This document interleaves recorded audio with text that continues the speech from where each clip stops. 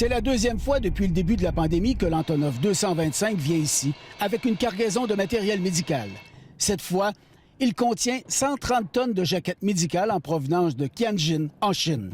Avec 10 750 boîtes, l'avion, quand vous allez voir l'intérieur de l'avion, c'est complètement vide, c'est immense. Et la seule façon de le monter, c'est une boîte à la fois, à la mitaine. 19 heures ont été nécessaires pour charger la cargaison à bord du plus gros avion au monde. Ce voyage-ci, c'est pour le gouvernement du Canada. Ça va être distribué par le militaire du Canada à travers le Canada. Dès que l'appareil s'est immobilisé sur la piste, les douaniers sont allés vérifier si tout était en ordre. Puis, du personnel de l'ambassade de l'Ukraine est venu à la rencontre de l'équipage qui profite de l'occasion pour se reposer. Il faut dire que ça prend une dizaine d'heures pour décharger les 537 000 caisses de jaquettes médicales qu'il y a à bord. Pour chaque boîte, il faut le mettre tout simplement sur le convoyeur.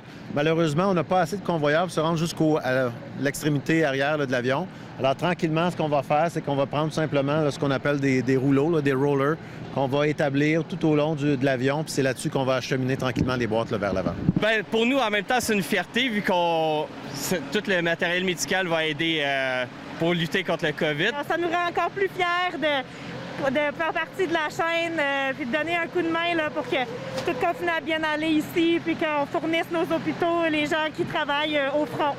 On dit de ces jaquettes destinées au gouvernement canadien qu'elles sont de qualité. Elles coûtent un peu plus de 10 $ américains chacune.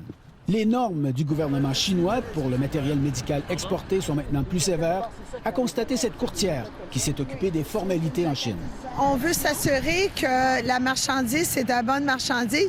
Puis je pense que le gouvernement chinois ne veut pas recevoir des retours du fait qu'il laisse sortir de la marchandise qui n'est pas adéquate. Alors je pense que c'est ça le gros problème en ce moment. Le coût de location du plus gros avion au monde, l'Antonov 225, est très variable selon la demande. Pour ce vol qu'il vient de faire entre la Chine et ici à Mirabel, ça a coûté environ 3 millions de dollars américains. Denis Thériault, TVA Nouvelles, Mirabel.